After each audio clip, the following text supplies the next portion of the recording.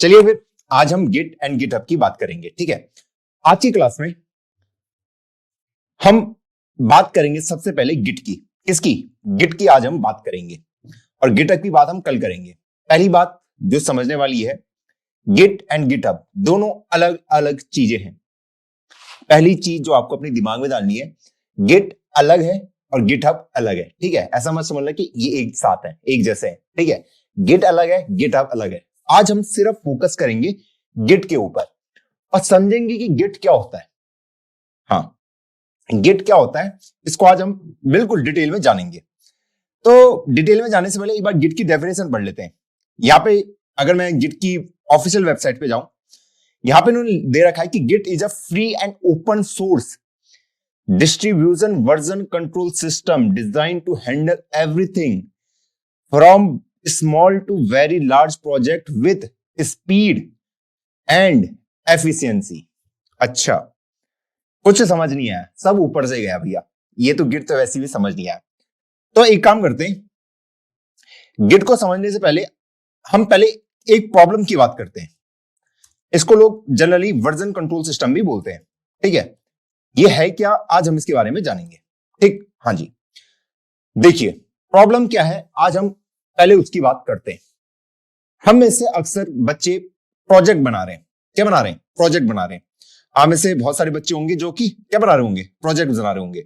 जैसे मान लो एक प्रोजेक्ट में बना रहा हूं, ठीक है, हाँ जी, और मैं इस प्रोजेक्ट में कोड लिख रहा हूं, कोड। ठीक है, कुछ भी मैं मान लो इसमें लिख रहा हूं, कॉन्स्ट। हाँ जी, मैंने डाल दिया कि भैया नेम है मेरा रोहित। ठीक, हाँ जी, मेरी जो एज है कॉन्स्ट एज, मैं कोड लिख रहा हूं सिंपली 23।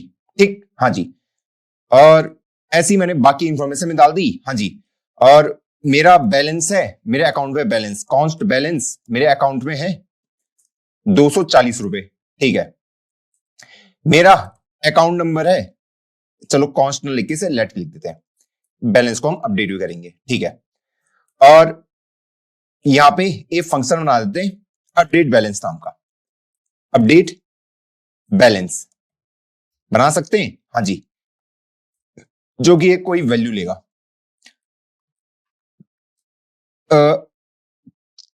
चलिए, हाँ, ये लीजिए। ठीक है, तो हम अभी सिर्फ यहां पे एक फंक्शन लिख रहे हैं। ठीक, हाँ,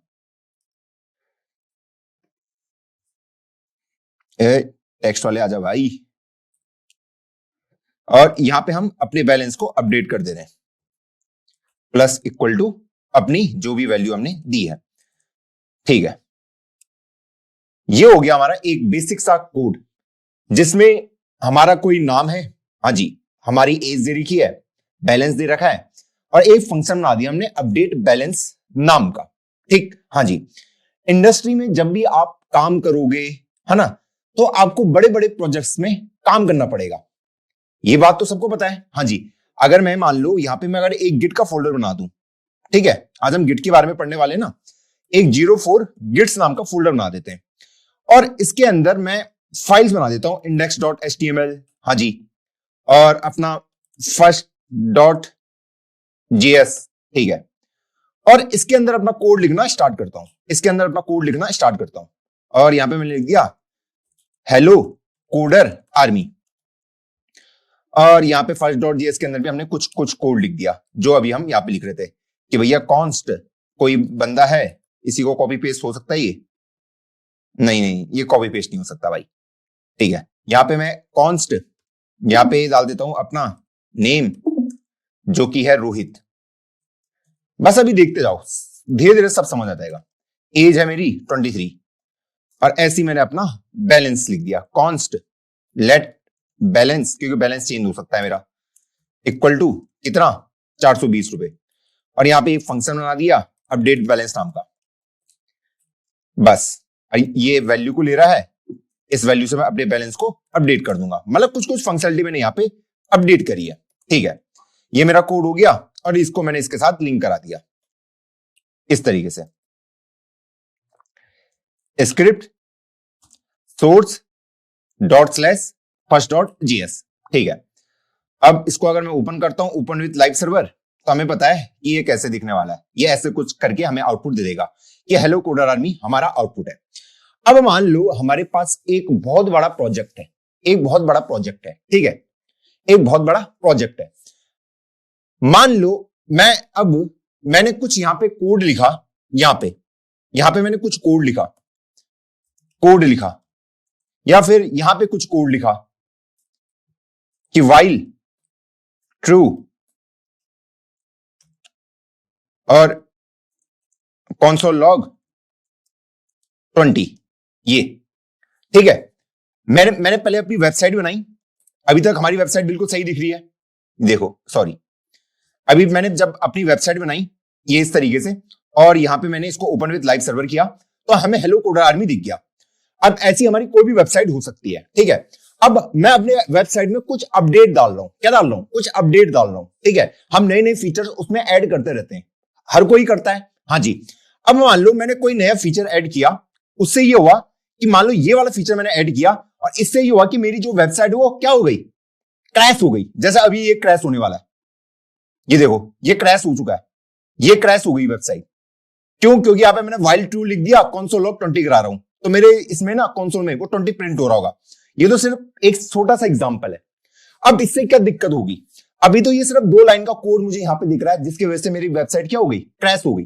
2 लाइन का कोड है, ठीक है। कई बार ऐसा होता है कि हम कोई नया फीचर ऐड करते हैं और हमारी वेबसाइट पूरे तरीके से क्या हो जाती है, क्रैश हो जाती है। जैसे अभी हमें यहाँ पे दिख रहा है, ठीक है, ये क्रैश हो चुकी है। अब मुझे हेलो कोडर आर्मी आउटपुट में नहीं दिखा, क्यों नहीं दिख रहा, इस while लूप की वजह से, क्योंकि ये console log 20 प्रिंट कराई जा रहा है, रुक ही नहीं रहा है। तो मेरी वेबसाइट क्या हो गई, क्रैश हो गई। अब अगर मुझे अपनी वेबसाइट को ढंग से चलाना है दोबारा से, तो मुझे क्या करना पड़ेगा, इस जो ये चेंजेस है इसको क्या करना पड़ेगा, अंडू करना पड़ेगा, इसको हटाना पड़ेगा, ताकि मेरी वेबसाइट फिर से तमीज से चल पाए, है ना, हाँ जी, ताकि मेरी वेबसाइट क्या हो जाए, तमीज से दोबारा से चल पाए। तो भैया अभी तो ये पूरे तरीके से हैंग हो चुका है, हाँ। तो इस चेंज को मैंने हटा दिया और फिर से अपने सर्वर को ऑन कर दिया, तो अब मेरा सर्वर फिर से ऑन कर रहा है। तो अभी हमें यहां पे सीखने को क्या मिला, हमें यह सीखने को मिला कि कई बार जब हम अपने कोड में कुछ चेंजेस करते हैं, तो शायद उससे कोई एक ऐसी दिक्कत आ सकती है कि मेरी जो वेबसाइट है वो क्रैश कर सकती है, उसके अंदर कोई बग आ सकता है। यहां पे तो छोटा सा था, ठीक, हाँ जी, और उस बग को मुझे जल्द से जल्द हटाना पड़ेगा। उस बग को मुझे क्या करना पड़ेगा, जल्द से जल्द हटाना पड़ेगा। अब अभी तो वो बग मैंने देख लिया कि ये वाली लाइन उस बग को लेके आ रही थी, ये वाली लाइन, है ना, अभी तो मैंने देख लिया। लेकिन जब आप रियल वर्ल्ड में काम करोगे तो आपके यहाँ पे 2 लाइन नहीं होगी, यहाँ पे होंगी 500 लाइन, कि 10 लाइन इस कोड में चेंज है, 10 लाइन इस कोड में चेंज है, 20 लाइन दूसरी फाइल में चेंज है, और आपके ना वो चेंजेस अलग अलग फाइल में पड़े हुए हैं, और आपको पता नहीं कि वो चेंजेस मुझे क्या क्या हटाने, ठीक, हाँ जी। तो ये हमारे पास एक बहुत बड़ी दिक्कत आ रही थी। मैंने क्या कहा कि ऐसा हो सकता है कि मेरे index.html फाइल में भी चेंज हो रहे हैं, हाँ जी। ये वाला जो वर्जन था अभी तक, यहां तक ये बिल्कुल स्टेबल था, यहां तक मेरा कोड सही चल रहा था। जब मैंने अपडेटेड कोड लिखा, अपडेटेड कोड, तो भैया इससे क्या हुआ, मेरी वेबसाइट क्रैश हो गई। अब मुझे क्या करना पड़ेगा कि भैया जो मेरा पहला का कोड था उसको मुझे प्राप्त करना पड़ेगा। और अभी तो मुझे यहां पे पता था कि मैंने सिर्फ यहां पे 3 लाइन ऑफ कोड लिखा था, तो इसको हटाना तो आसान है। जब ये आपके पास 500 लाइन ऑफ कोड हो, और सोचो 500 में से 100 लाइन का कोड इस फाइल में, 100 लाइन का इस फाइल में, 100 लाइन का किसी और फाइल में है, और आपको वो पूरा कोड हटाना है और जल्द से जल्द हटाना है। कैसे हटा पाओगे, इतने में तो आपकी जॉब खा जाएगा, कोई भी खा जाएगा आपकी जॉब, हाँ। तो मतलब मुझे अपने चेंजेस को क्या करना पड़ेगा, रिवर्ट बैक करना पड़ेगा। कितना अच्छा आंसर दिया आपने, कितना अच्छा आंसर दिया, हो सकता है ना, हाँ जी। तो यहां से हमने एक प्रॉब्लम क्या जानी कि भैया हमारे कोड में एक दिक्कत ही आ सकती है, अरे यार ये तो पूरा ही हैंग हो जा रहा है, हाँ, इसको इसमें नहीं ऑन करना चाहिए था, ठीक है,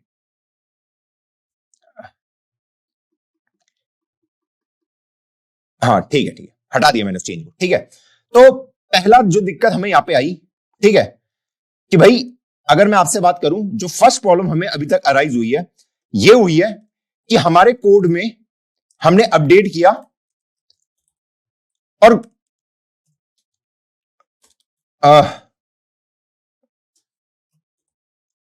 वेबसाइट हमारी क्रैश हो गई, जैसे अभी हमने देखा, हो सकता है ना, है ना। तो उस पूरे कोड को मुझे रिवर्ट बैक करना पड़ेगा, रिवर्ट बैक करना पड़ेगा, करना पड़ेगा नहीं करना पड़ेगा। हाँ जी, अभी तो हमारे पास छोटा सा कोड है तो यहां पे तो अंडू अंडू करके कर लूंगा, कंट्रोल जेड कर करके अंडू करके कर दिया। लेकिन जब बड़ा प्रोजेक्ट होगा वहां पे वो करना पॉसिबल नहीं होगा, क्योंकि आपको खुद को पता नहीं होगा कि मैंने अपने चेंजेस किस किस फाइल में किए हैं। अब वो जो दिक्कतें हैं, जो अपडेट मैंने किए हैं, है ना, अगर आपको एक नया फीचर ऐड करना है तो आप इंडेक्स फाइल में भी चेंज करोगे, अपनी सीएसएस में भी करोगे, अपने जावास्क्रिप्ट फाइल में भी करोगे। हाँ जी, अगर आपने कुछ और चीजें भी डाली है उनके अंदर भी आप चेंजेस करोगे। हाँ जी, तो आपको पता नहीं वो चेंजेस कहां कहां रखे हैं, है ना। अब वो अगर और पेंडिंग में आप पता नहीं क्या ही कर दोगे, गलती कर दोगे।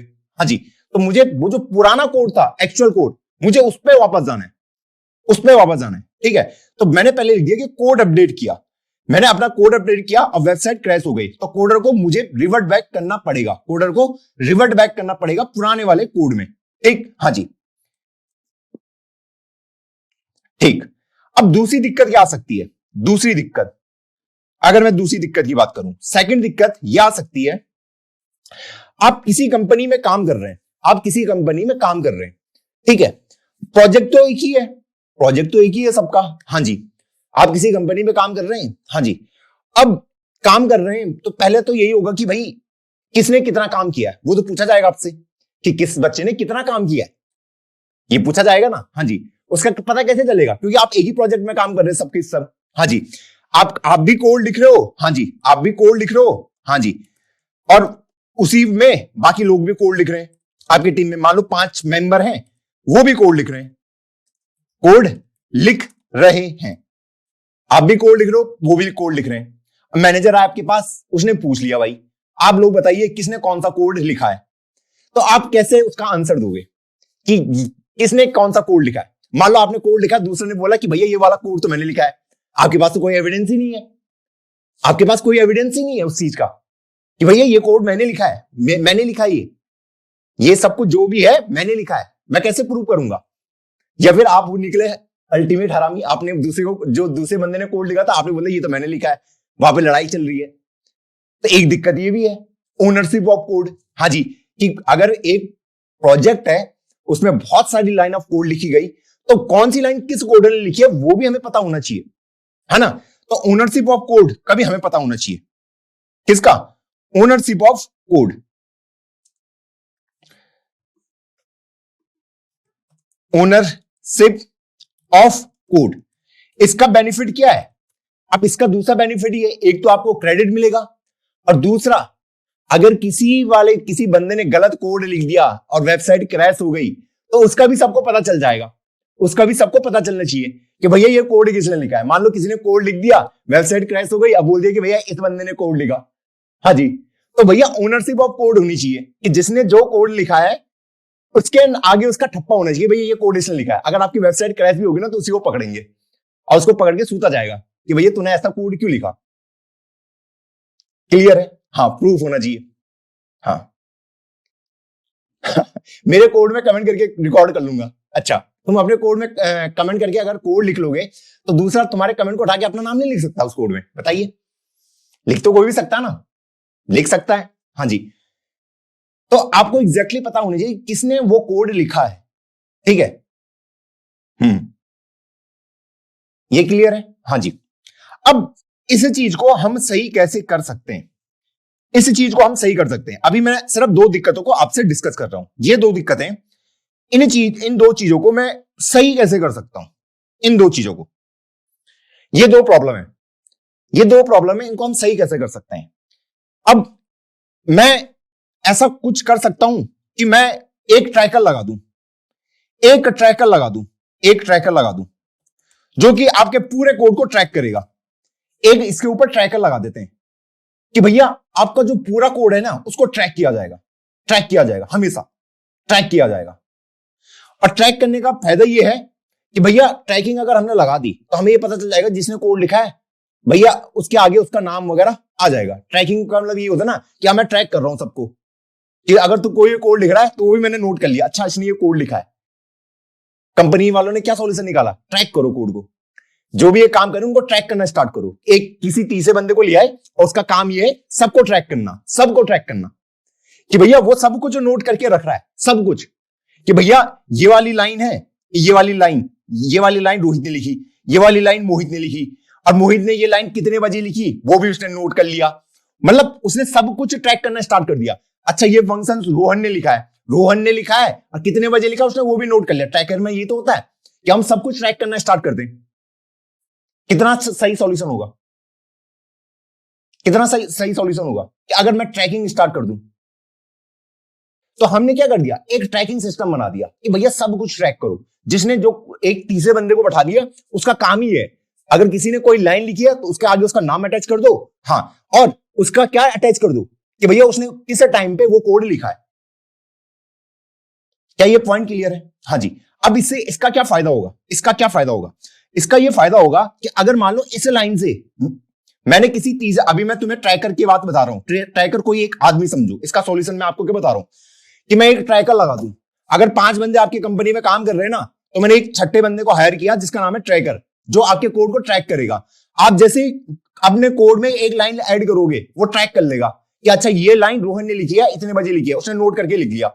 अगर फ्यूचर में मेरा कोड फटता है इस वाले की वजह से, इस फंक्शन की वजह से अगर मेरा कोड फटता है, मेरी वेबसाइट क्रैश होती है, तो हमें पता चल जाएगा ये किसने करा है, ये रोहन ने करा है।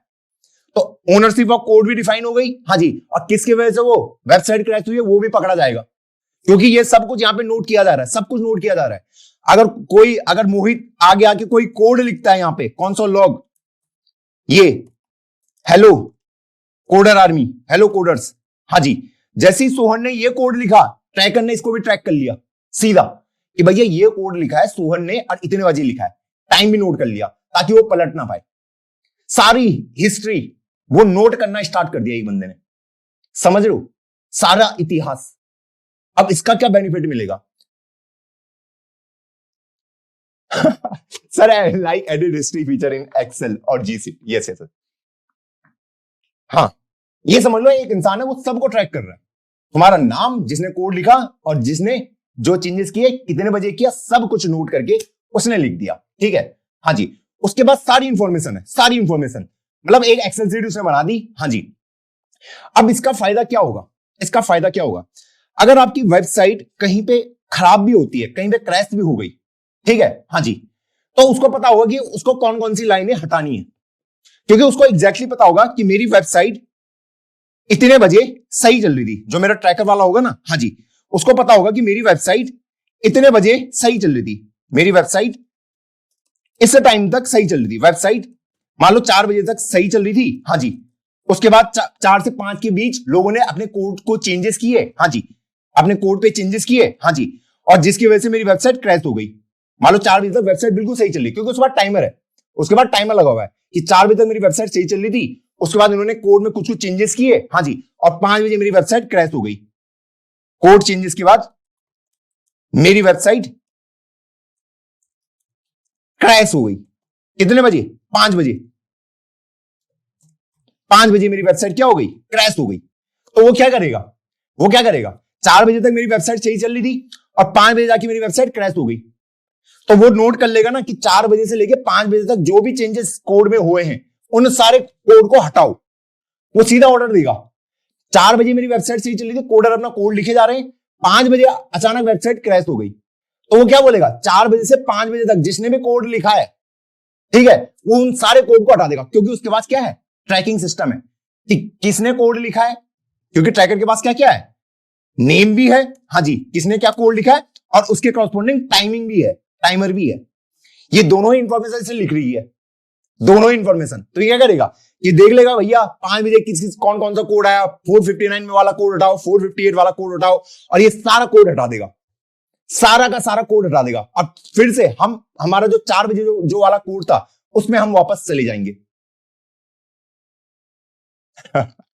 भैया फेक नेम लिखकर गलत कोड लिख देंगे, फिर रिवेंज। नहीं नहीं नहीं, जो ट्रैकर है वो तुम्हें ट्रैक कर रहा है, वो तुम्हारी असली आइडेंटिटी जानता है, तुम उससे कुछ नहीं छुपा सकते ट्रैकर वाले से। हाँ, क्या यहां तक क्लियर है? हाँ जी। अब ये चीजें हो कैसे रही है बिहाइंड द सीन, ये ट्रैकर का काम कौन कर रहा है, पहले यहां तक क्लियर है? मैं पहले मेरा जवाब दीजिए आप लोग, पहले यहां तक क्लियर है? क्योंकि गिटहब आपको अच्छे से समझ आना चाहिए। क्लियर क्लियर, ठीक है, बहुत सही बहुत सही। अब ये ट्रैकर वाला काम कौन करता है? ठीक है, ये ट्रैकर वाला काम कोई नहीं कर रहा है, ये जो आपका गिट है ना, ये जो गिट है, यही आपका ट्रैकिंग का काम करता है। ये जो गिट है ना, ये आपका ट्रैकिंग का काम करता है पूरे तरीके से। ये आपका ट्रैकिंग का पूरा काम करता है, आपके कोड को ना पूरा ट्रैक कर रहा है, पूरा ट्रैक कर रहा है। मान लो ट्रैक ऐसे कर रहा है, फिलहाल के लिए आप ऐसे मान लो कि भैया ये बता रहा है कि भाई मेरा कोड ऐसे दिख रहा था कुछ टाइम पहले, हाँ जी 3 बजे मान लो ऐसे दिख रहा था, हाँ जी 4 बजे हमारा कोड की कंडीशन कुछ ऐसी थी, हाँ जी ये पूरा नोट कर रहा है। 5 बजे मेरा कोड ऐसा दिख रहा था, हाँ जी 6 बजे मेरा कोड ऐसा दिख रहा था। तो इनके सामने मैं लिख भी देता हूं कि भैया ये बता रहा है कि 3 PM में मेरा कोड ऐसा दिख रहा था, ठीक है पूरा कोड ये नोट करके रख रहा है सब कुछ। 4 बजे मेरा कोड ऐसा दिख रहा था, 4 PM 5 PM में मेरा कोड ऐसा दिख रहा था, और लास्ट में 6 PM में मेरा कोड ऐसा दिख रहा था। अब मान लो 6 बजे मेरा कोड क्रैश हो जाता है, ये कोड है आपके कि मेरा कोड की कंडीशन ये है, फिर मेरे कोड की कंडीशन ये हुई, फिर मेरे कोड की कंडीशन ये हुई, और फिर मेरे कोड की कंडीशन ये हुई। मान लो 6 बजे आपका कोड क्रैश हो गया, तो ये बोलेगा कि वापस आप चले जाइए किसमें, इस 5 बजे वाले कोड में, इस वाले कोड को हटा दो, दोबारा पिछले वाले में वापस आओ। अब ये बिहाइंड द सीन कैसे काम कर रहा है उसको हम समझते हैं। तो अब मैं आपको उसको लाइन बाय लाइन समझाऊंगा कि ये ट्रैकर काम कैसे कर रहा होगा, ठीक है। हाँ जी लाइन बाय लाइन समझाता हूं।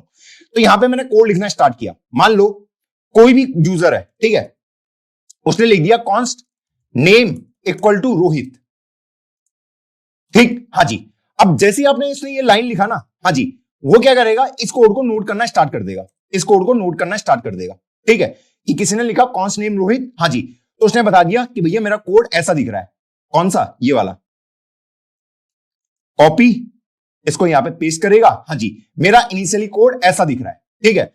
फिर मान लो आपने कुछ टाइम बाद कोड को अपडेट किया,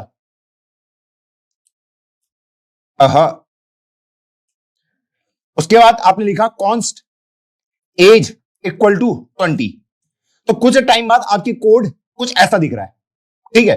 इससे क्या मिला बेनिफिट, इससे ये बेनिफिट मिलेगा कि भाई अब आपको क्या करना है, उसको पता है कि भैया अब कुछ टाइम बाद मेरा कोड ऐसा दिख रहा है, ऐसा दिख रहा है, ठीक, हाँ जी। फिर आपने अपने कोड में चेंजेस किए, ये सब कुछ ट्रैक कर रहा है, सब कुछ। अब आपने लिख दिया इसमें कि कॉन्स्ट बैलेंस इक्वल टू 420, ये आपने लिख दिया, तो ये इसको भी नोट कर लेगा। तो इसमें आ जाते हैं, इसने ये भी नोट कर लिया कि भैया नेम रोहित है, कॉन्स्ट एज, अब बैलेंस। तो आपके कोड को ये नोट किया जा रहा है कि मान लो 2:30 बजे आपका कोड ऐसा दिख रहा था, 3 बजे आपका कोड ये रहा, 3:30 बजे आपका कोड ऐसा रहा, ठीक। फिर आपके कोड में कुछ चेंजेस आए, यहां पे तो मैं छोटे छोटे कोड लिख रहा हूं ना। फिर आपने एक फंक्शन बना दिया, update value balance plus equal to, आपने वैल्यू को ऐड करा दिया, ये रहा, ये रहा। तो आपके कोड को ये नोट किया जा रहा है, नोट किया जा रहा है हमेशा, हर बार। इस कोड को मैं ऐसे लिख देता हूं, हाँ जी, फिर से ये वाला कोड था, इतने बजे ऐसे दिख रहा है, फिर आपका कोड चेंज होके ऐसा हो गया, हाँ जी ये नोट किया जा रहा है, और फिर आपका कोड ऐसा हो गया, ठीक। यहां पे तो छोटा कोड है, तो मैं यहां के आगे टाइमिंग लिख देता हूं कि भैया मान लो 3 बजे आपका कोड ऐसा दिख रहा था, 3 PM, हाँ जी आपकी वेबसाइट बिल्कुल सही चल रही है। आप उसके बाद कुछ देर हुए, 4 बजे आपका कोड ऐसा दिखा, 4 PM, तो उसने पूरा नोट कर रखा है, पूरा नोट कर रखा है सारी इंफॉर्मेशन आपके कोड के रिलेटेड। फिर 5 बजे मेरा कोड ऐसा दिखा, फिर 6 बजे मेरा कोड ऐसा दिखा। अब मान लो यहां पे आपके कोड में कोई एरर आ गई, मान लो यहां पे जैसे ही आपने ये वाला कोड चलाया, आपका कोड क्या हो गया, फट गया, क्या हो गया, फट गया आपका कोड, आपकी वेबसाइट क्रैश हो गई, ठीक है। तो उसे पता है कि मुझे 5 बजे वाले कोड में वापस जाना है, क्योंकि 6 बजे वाला जो कोड मैंने चलाया था उससे मेरी वेबसाइट पूरी क्या हो चुकी है, क्रैश हो चुकी है। तो वो ओल्डर वर्जन में वापस जाना स्टार्ट करेगा, और वो बोलेगा कि मेरा जो सही कोड है वो ये रहा, ये रहा, ये वाला, ये वाला। अब वो बोलेगा कि इसको मुझे एग्जीक्यूट कराना है। और ये जो आपका अभी मैंने आपको ट्रैकिंग करके दिखाया ना, ये ट्रैकिंग का काम ही मेरा गिट करता है। ये आपके कोड को ट्रैक करता रहता है कि भैया ये रहा मेरा कोड, 3 बजे, 4 बजे मेरा कोड ऐसा दिख रहा था, 5 बजे मेरा कोड ऐसा दिख रहा था, 6 बजे अभी मेरा कोड ऐसा दिख रहा था। और जैसे ही देखा कि भैया कोड फट गया, जैसी, तो अब आपको बताया कि भैया ये 6 बजे वाला तो फट गया, 5 बजे वाला सही चल रहा था तो मैं अपने कोड को अपडेट करके पिछले वाले में वापस आ जाऊंगा कि भैया यही वाला कोड में वापस आ जाओ। तो आप चेंजेस में आपने चेंजेस एकदम से कर दिए, आपने चेंजेस एकदम से कर दिए क्योंकि आपने सारे कोड को स्टोर करके रखा हुआ है। जितने लाइन ऑफ कोड है आपने स्टोर करके रखा हुआ है। आपने 3 बजे वाले कोड को भी स्टोर करके रखा हुआ है, 4 बजे को भी, 5 बजे को भी, 6 बजे को। 6 बजे वाला फटा, अब आपको अलग अलग देखने की जरूरत नहीं है। उसको पता कि भैया 6 बजे मुझे सीधा 5 बजे वाले में जाना है, 5 बजे वाली फाइल ये रही, इसको एग्जीक्यूट करा दो, आपका कोड रन होना स्टार्ट हो गया। हाँ ठीक है ठीक है। अब एक बच्चा कह रहा भैया अंडू करके। अरे मेरे दोस्त अंडू तुम कब करोगे? तुम्हारे पास 100 फाइल है, 100 फाइल है, कहां तक अंडू करते रहोगे? और तुम्हें पता कैसे चलेगा कि वो अंडू कब तक करना है? अंडू एक ही करके करोगे क्या?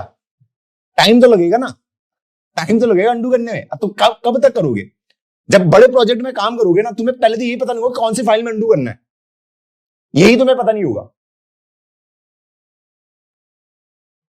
तो ये गिट सब कुछ ट्रैक कर रहा है कि मेरी फाइल ये है, ये है, ये है, ये है, ये है। अब दूसरा तरीका ये है कि भैया जो यूजर जो कोड लिख रहा है वो खुद ब खुद कोड को कॉपी पेस्ट करते रहे। मान लो ये वाली फाइल चल रही है, इसकी कॉपी बना के बाहर रख दे, ठीक है? या तो कोडर खुद से ये काम करे या ये काम मैं गिट से करा लूं। कि कोडर क्या करे, वो देखेगा कि मेरा कोड यहां तक चल रहा है, इसकी एक कॉपी बना देता हूं, इसको मैं बाहर रख देता हूं। फिर 4 बजे भी सही चल रहा है, इसकी कॉपी बना के बाहर रख देता हूं। फिर 5 बजे भी सही चल रहा है। कोडर अगर कोडर ऐसे यही करता रहेगा तो काम कब करेगा? तो इसीलिए हमारा गिट का पूरा सिस्टम ट्रैक हमने बना रखा है। तो गिट है हमारा वर्जन, इसको हम कहते हैं वर्जन कंट्रोल सिस्टम। क्या कहते हैं? Version control system. कि भैया इसको मैं बोल दूंगा कि ये हमारे कोड का फर्स्ट वर्जन था, ये हमारे कोड का फर्स्ट वर्जन था, ये हमारे कोड का सेकंड वर्जन है, ये हमारे कोड का थर्ड वर्जन है, और ये हमारे कोड का फोर्थ वर्जन। मतलब ये कोड के वर्जन को मेंटेन करते हुए चलता है वर्जन कंट्रोल। कि भैया देखता रहेगा, जैसे ही उसको लगा फटा वापस आ जाओ, पुराने कोड में वापस आ जाओ, कोई दिक्कत नहीं है, जहां से आपको दिखाई। तो ये क्या कर रहा है? आपकी कोड की पूरी हिस्ट्री को, आपका जो कोड है ना उसके पूरे इतिहास को मेंटेन करके रखता है। जो भी कोड लिख रहा है, किसने लिखा, कितने बजे लिखा, ये कोड कैसे दिखता था, सब कुछ गिट स्टोर करके रखेगा। हाँ ठीक है ठीक है, ओके ठीक है ठीक है। अभी हम धीरे धीरे आगे बढ़ रहे हैं, ठीक है? अभी ये क्या है? ये 3 बजे। अब तुम में से कुछ बच्चे कंफ्यूज हो होंगे, भैया ये हर एक घंटे में कोड को रिस्टोर करेगा क्या? 3 बजे वाला फिर एक घंटे में ट्रैक करेगा क्या? अभी हम इसके बारे में जानेंगे। अब हम स्टार्ट करते हैं गिट के बारे में, ठीक है? गिट का हमें ओवरव्यू मिल चुका है। गिट क्या कर रहा है? हमारे कोड के क्या कर रहा है? गिट को हम क्या कर रहे हैं? Version control system. कि हमारे जो कोड है उसकी पूरी हिस्ट्री को ये मेंटेन कर रहा है। बस आपको इतना दिमाग रखना है, ठीक है? इसके लिए आपको कोई इंटरनेट वगैरह रखने की जरूरत नहीं, आपके जो सिस्टम है उसी में गिट चल जाएगा, ठीक? अब पहले गिट को इंस्टॉल कैसे करना है, गिट को हम इंस्टॉल कैसे करेंगे, ठीक? तो भाई आपको गिट की वेबसाइट में आना है, ठीक है? गिट की वेबसाइट है gitscm.com। हाँ जी, आप गिट सर्च करोगे आपको मिल जाएगा, ठीक है? यहां से आपको डाउनलोड के ऑप्शन मिल जाएंगे। मेरा मैकबुक है तो मुझे डायरेक्ट मैक का ऑप्शन मिल गया, ठीक है? यहां से आपको डायरेक्ट इसको डाउनलोड कर लेना है। जैसे मैक का है तो मैक का, आप में से जो बच्चे विंडोज के हैं विंडोज वाला कर लेना, आपको डायरेक्ट ऑप्शन मिल जाएगा डाउनलोड का। और डाउनलोड करने के बाद आपको क्या करना है? इंस्टॉल ही करना है, कोई इसमें रॉकेट साइंस नहीं है, ठीक है? हाँ जी। तो भैया मैंने यहाँ पे कमांड लाइन भी दे रखा है क्योंकि जो मैक वाले बच्चे शायद उनको दिक्कत हो सकती है, तो मैंने यहाँ पे इसमें सब कुछ दे रखा आपको कि आपको इंस्टॉल कैसे करना है। क्योंकि मेरे पास मैकबुक है, ठीक है? वही इंस्टॉलेशन सिंपल है, डाउनलोड करो, उस फाइल को रन कर दो, बस खत्म, आपका डाउनलोड हो गया, ठीक है?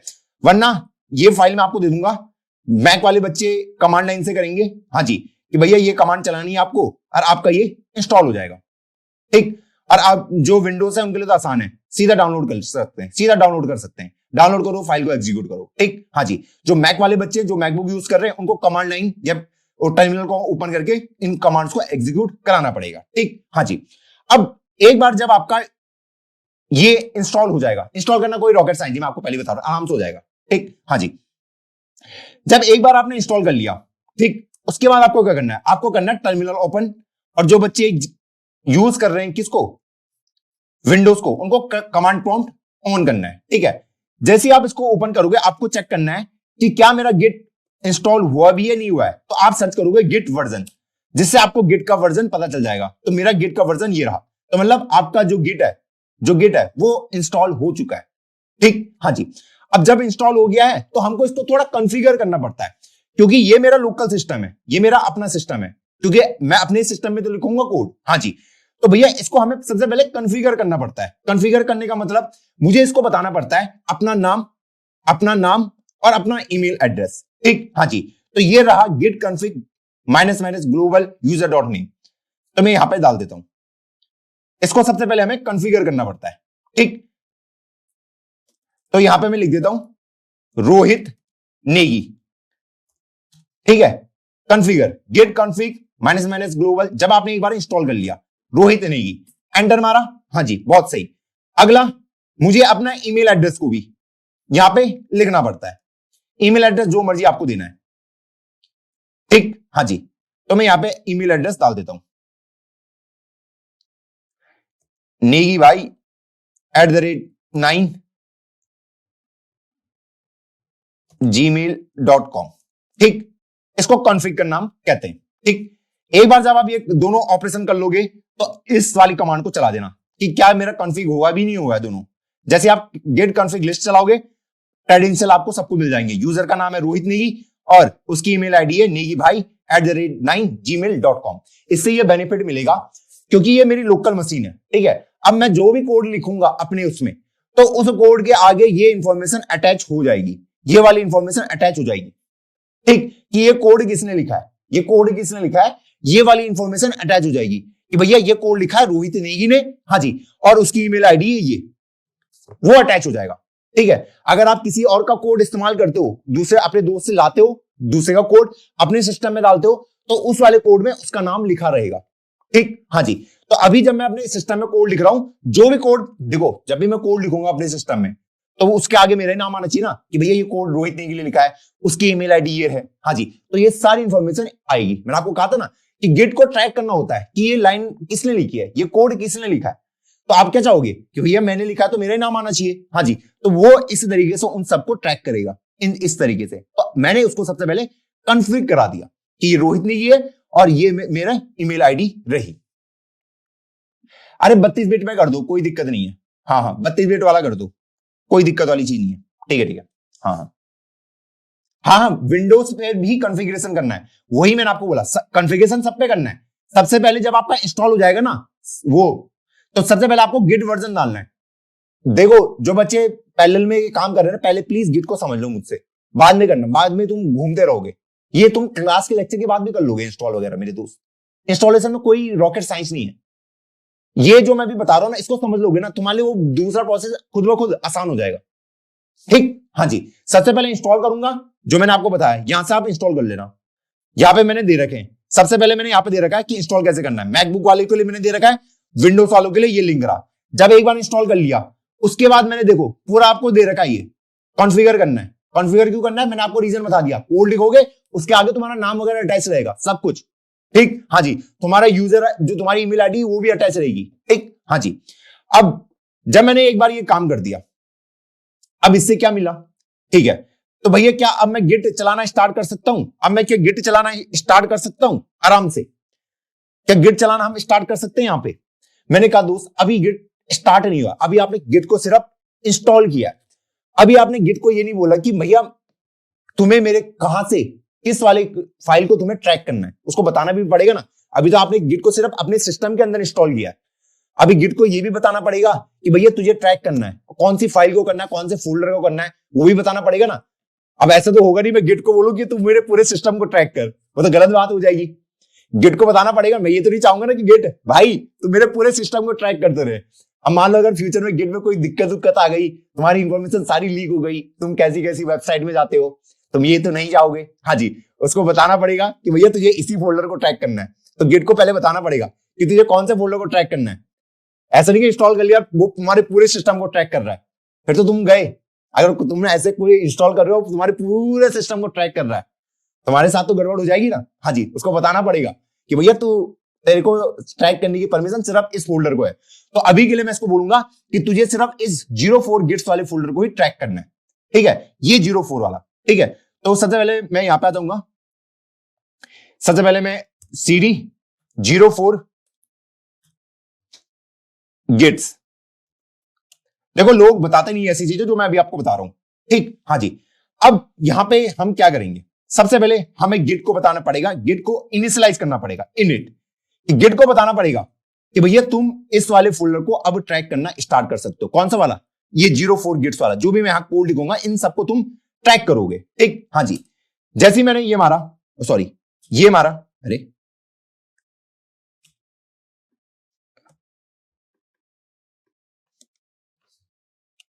हाँ ठीक है, जैसे ही मैंने ये करा तो इसने मेरे लिए ट्रैकिंग अब स्टार्ट कर दिया।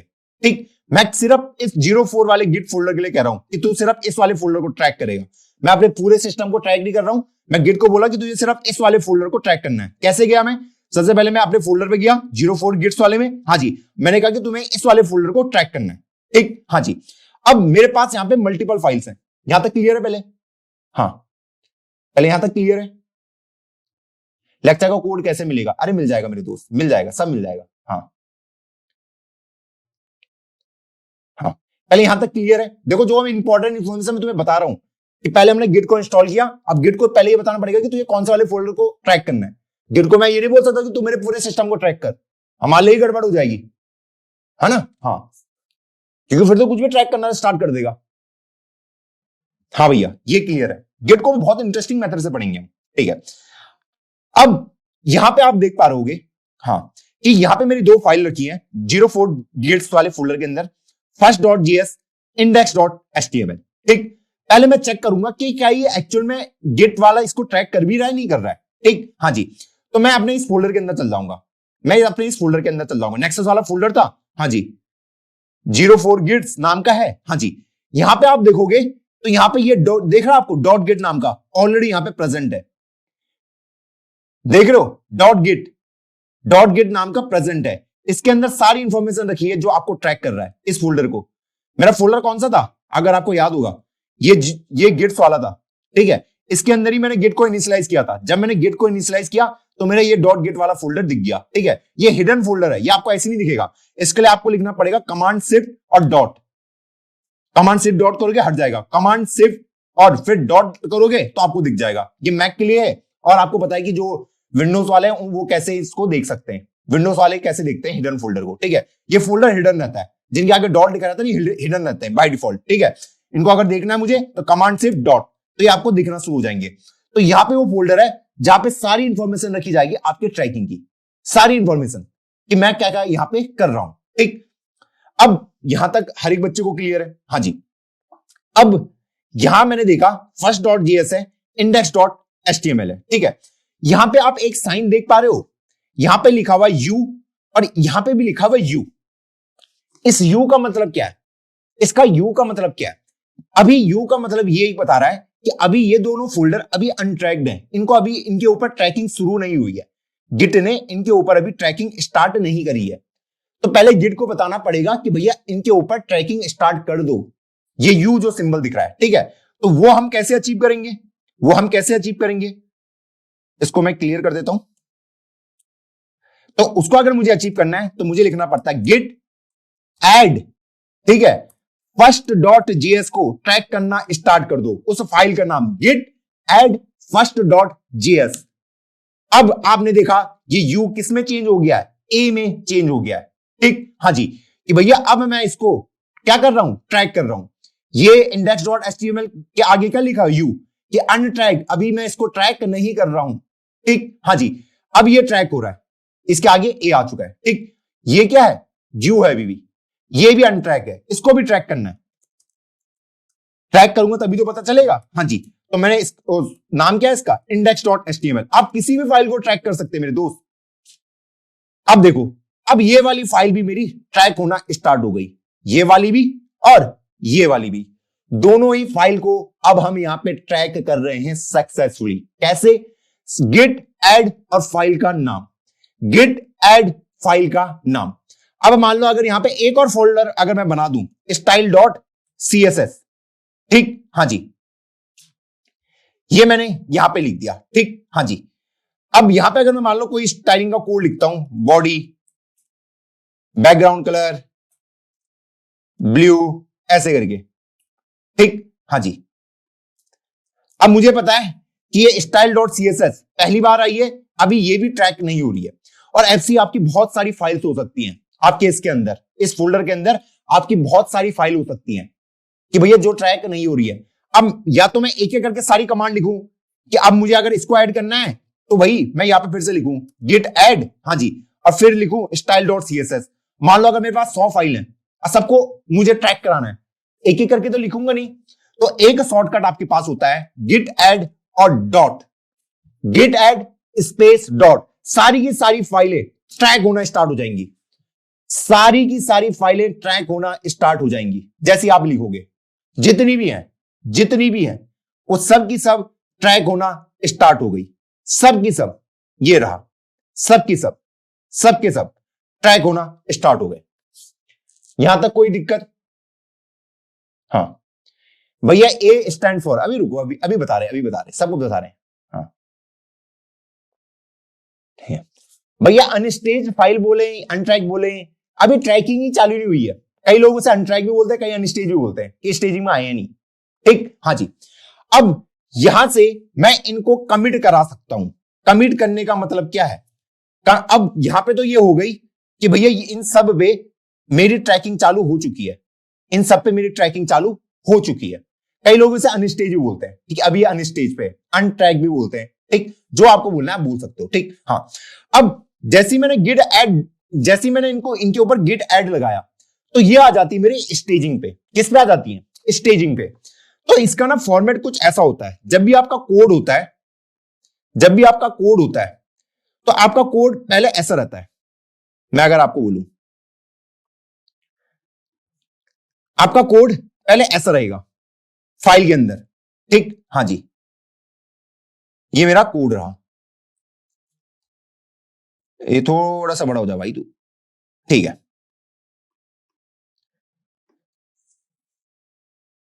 ठीक है, ये मेरा कोड वाली फाइल रही, ठीक, हाँ जी। अभी यहां पे ट्रैकिंग ऑन नहीं है, अभी यहां पे ये ट्रैक नहीं हो रहा है, ठीक है। अब जैसे ही मैं इसको बोलूंगा, जैसे ही मैं इस कोड के ऊपर क्या लगा दूंगा, गिट ऐड, गिट ऐड, तो ये ट्रैक होना स्टार्ट हो जाएगा और ये ऐड, ये जाके स्टेजिंग में चले जाते हैं। किसमें? स्टेजिंग में। इसको हम कहते हैं स्टेजिंग। क्या कहते हैं? स्टेजिंग। इस वाले को कहते हैं हम स्टेज या स्टेजिंग, ठीक, हाँ जी। ये कैसे पहुंचता है यहां से यहां? सिर्फ गिट ऐड करके, गिट ऐड कमांड से आप यहां पे पहुंच सकते हो, ठीक। अब जैसे ही आप यहां से कमिट करोगे, जैसे ही आप यहां से कमिट करोगे, कमिट करने का मतलब क्या है कि स्टेजिंग में जो भी कोड आपने लिखा है उन सबको कमिट कर दो। तो कमिट करके क्या होगा, जो मैंने आपको पहले गोला नहीं दिखा रहा था, हाँ जी, वो गोला बन जाएगा कि यहां पे जितना भी कोड होगा स्टेजिंग में उन सबका गोला क्रिएट कर दो। ये पूरा कोड है, इसको यहां पे लिख दो कि यहां पे ये जो भी पूरी फाइल है ना आपकी, हाँ जी, स्टेजिंग में, वो आपकी अब कमिट हो चुकी है। भैया बहुत ऊपर से जा रहा है, कुछ समझ नहीं आया, चलिए धीरे धीरे समझते हैं। मैं यहां पे एक कमांड लिखता हूं गेट स्टेटस, ठीक है, ये मुझे बताएगा कि मेरी कौन कौन सी फाइल में मैंने चेंजेस करे हैं, ठीक है। तो ये बता रहा ऑन ब्रांच मास्टर है, नो कमिट्स येट, हाँ जी, अभी तक मैंने कोई भी कमिट्स नहीं किए, और चेंजेस टू बी कमिटेड, ये वो फाइल है, ये फर्स्ट डॉट जेएस में इंडेक्स डॉट एचटीएमएल और new file style dot CSS, एक फाइल ये एक्स्ट्रा आई है डॉट डीएस स्टोर, ये सिस्टम ने ऐड करी है खुद से, ठीक है, इसको इग्नोर मारो। ये फाइल है जो मेरे ऐड हो चुकी हैं, पूरे ट्रैक हो रही हैं, ये तीनों ही फाइल मेरी ट्रैक हो रही हैं, ठीक। अब इनको मुझे कमिट करवाना है, इनको मुझे क्या कराना है? कमिट करवाना है। मैं इनको कमिट कैसे करा सकता हूं? मैं यहां पे सिंपल लिख सकता हूं गिट कमिट, हाँ जी, -m मैसेज के साथ, ठीक, हाँ जी, माई फर्स्ट कमिट, और यहां पे मैं ये कर दूंगा। तो अब आपकी सारी की सारी फाइल कमिट हो चुकी है। कौन कौन सी? कि भैया मेरे पास पहले यहां पे फाइल थी, कौन कौन सी थी? यहां पे index.html थी, हाँ जी, उसका कुछ कोड था अगर आपको याद होगा, index.html, हाँ जी। मेरे पास स्टाइल वाली फाइल थी, हाँ जी, और मेरे पास first.js वाली फाइल थी। इनिशियली सारी फाइल यहां पे रखी थी, इनके अंदर कुछ कोड लिखा हुआ था, तीनों फाइल के अंदर कुछ कोड लिखा हुआ था, ठीक, हाँ जी। जब मैंने गिट ऐड किया, मैंने कहा इनको अनस्टेज से स्टेजिंग एरिया पे ले आओ, इसको हम कहते हैं स्टेजिंग एरिया, ठीक, हाँ जी। यहां पे मैं उन सबको स्टेजिंग एरिया पे लाके आ गया, लेके आ गया, तो ये सारी फाइल यहां पे आ गई। अब जैसे मैं यहां पे लिखता हूं गिट कमिट, जैसे मैं यहां पे लिखता हूं गिट कमिट, गिट कमिट, तो ये सारी फाइल कमिट हो जाएंगी। तो इन सब की एक हिस्ट्री मैं नोट डाउन करके लिख दूंगा, इन सब की जो मैं अभी तक मैं हिस्ट्री लिख रहा था ना, ये कमिट, इन्हीं को मैं कमिट कह रहा हूं। ये जो गोल है ना, ये कमिट है, ये कमिट है, ये कमिट है। तो इन सब की हिस्ट्री मैंने लिख दी कि इस टाइम पे ये फाइल ऐसा दिख रही होंगी, तो इन सारी फाइल को मैंने कमिट कर दिया यहां पे। तो ये सारा कॉपी पेस्ट होके यहां पे आ जाएगी कि अभी मेरी इंडेक्स वाली फाइल ऐसी दिख रही है, स्टाइल वाली फाइल ऐसी दिख रही है, first.js। तो ये कमिट मेरे जो फाइल है वो इसके अंदर कमिट हो चुके हैं। तो अगर मैं यहां पे इसको इसके उससे बताऊं, यहां से इस कोड से, इस वाले कोड से, तो इस वाले कोड से समझते हैं। तो यहां पे अगर मैं इस वाले कोड को लिखूं, हमने सबसे पहले यहां पे लिखा, मैं सबसे पहले अपने फाइल के अंदर लिख रहा हूं, फाइल के अंदर, ठीक है। ये मेरी index.html फाइल है, index.html। या फिर वो है सिर्फ first.js, कॉम्प्लेक्स नहीं करते, चीजों को सिंपल लगते हैं। ये मेरी सबसे पहले एक जावास्क्रिप्ट की फाइल है, मैंने यहां पे लिखा const name equal to Rohit, ठीक, हाँ जी, ये मेरी ओरिजिनल फाइल है। उसके बाद मैंने लिख दिया const age इक्वल टू 30, इस तरीके से। तो ये दो चीज मैंने लिख दी। मैंने कहा इन दोनों को ऐड कर दो, इन दोनों को ऐड कर दो। तो सबसे पहले जब मैं ऐड करूंगा ना, तो ये जाती है स्टेजिंग एरिया पे, ये आपका स्टेजिंग एरिया होता है। तो ये यहां से यहां ट्रांसफर होंगी दोनों की दोनों फाइल स्टेजिंग एरिया पे। जब मैं गिट ऐड करूंगा, गिट ऐड करूंगा, तो अब ये दोनों ही कोड यहां पहुंच जाएंगे स्टेजिंग एरिया पे। ये है मेरा स्टेजिंग एरिया। अब स्टेजिंग एरिया में जो भी फाइल होती हैं उन्हें सबको मैं कमिट कर सकता हूं, उन्हें सबको मैं क्या कर सकता हूं, कमिट कर सकता हूं। जो भी फाइल मेरी स्टेजिंग एरिया में होती है उन्हें सबको मैं कमिट कर सकता हूं। और कमिट करने का मतलब है अब मैं उनकी हिस्ट्री को मेंटेन करके रखने वाला हूं हमेशा के लिए, हमेशा के लिए। तो अब मैंने जैसे ही इसको कमिट किया, कमिट कैसे करते हैं, गिट कमिट -m, और जो आपको मैसेज देना है ये मैसेज कुछ भी हो सकता है आपका, माई फर्स्ट कमिट, आप कोई भी मैसेज इसके साथ डाल सकते हो। फॉर्मेट होगा गिट कमिट -m, और ये मैसेज आप कुछ भी लिख सकते हो यहां पे, माई फर्स्ट कमिट, या भी जो भी मुझे लिखना है। मैं इसको ऊपर करके दिखा देता हूं, ये Git commit -m my first commit. जैसे ही मैंने कमिट किया, अब मेरी फाइल यहां से यहां पहुंच गई, और इसका एक कंट्रोल सिस्टम बन जाएगा जिसके अंदर ये सारी इंफॉर्मेशन ऐड होगी, ये इस तरीके से, इस तरीके से, बहुत आसानी से। फिर मान लो मैंने फिर से अपनी फाइल में कुछ और चेंजेस किए, इसी फाइल के अंदर मैंने और चेंजेस किए, फंक्शन, हाँ जी, और जैसे ये कमिट हो जाते हैं ना, तो ये हट जाता है स्टेजिंग से, ये कोड हट जाएगा। ये आपकी ओरिजिनल फाइल है जहां चेंजेस हो रहे हैं, इसके आगे मैं लिख देता हूं, मान लो आप सारे चेंजेस अपने first.js के अंदर कर रहे हैं, first.js के अंदर आप सारे चेंजेस कर रहे हैं, ठीक है। अब आपने एक नया फंक्शन ऐड कर दिया यहां पे, या फिर मान लो आपने कोई छोटी सी स्टेटमेंट ऐड कर दी, console.log हेलो वर्ल्ड, ये आपने कर दिया, ठीक, हाँ जी। अब आपने जैसे ये करा, आपने यहां पे लिखा गिट ऐड, तो गिट ऐड करते ही, ठीक है, ये पूरी फाइल यहां पहुंच जाएगी।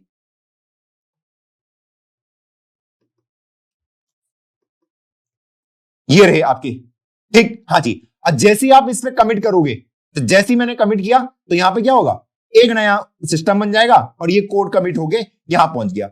अब इसकी हिस्ट्री पूरी मेंटेन करी जाएगी, इस पूरे कोड की मेंटेन करी जाएगी ऐसे करके, और ये स्टेजिंग एरिया से हट जाएगा।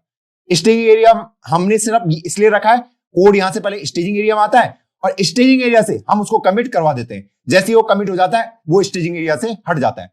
अब मैं अपने फाइल में फिर से कुछ चेंज कर रहा हूं, अपनी फाइल में कुछ भी चेंज कर रहा हूं, console.log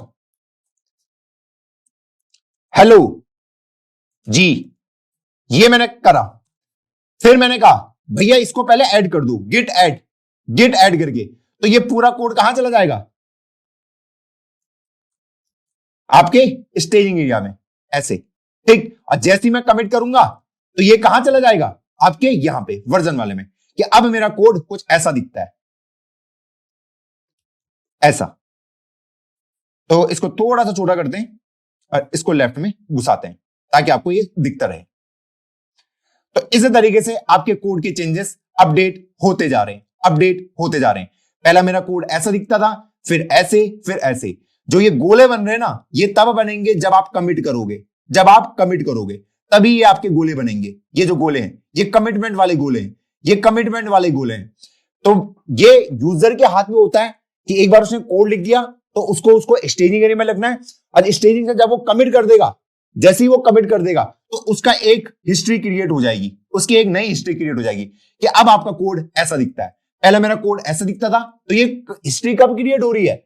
जब मैं कमिट कर रहा हूं, कमिट कर रहा हूं, जब मैं कमिट कर रहा हूं, जब मैं कमिट कर रहा हूं, तब आपके इतिहास क्रिएट हो रहे हैं। ओके भैया, हर बार चेंज करने के बाद हर टाइम ऐड और कमिट करना होगा भैया। देखो, हर एक लाइन के लिए कमिट करने की जरूरत नहीं है, हर एक लाइन के लिए कमिट करने की जरूरत नहीं है। हम क्या करते हैं, थोड़ा थोड़ा करके कमिट करते हैं कि मैंने पहले थोड़ा सा कोड लिखा, हाँ जी, मुझे देखा, हाँ इतना लिख दिया, अब इसको स्टेजिंग में डाल दो, अब इसको कमिट करवा दो।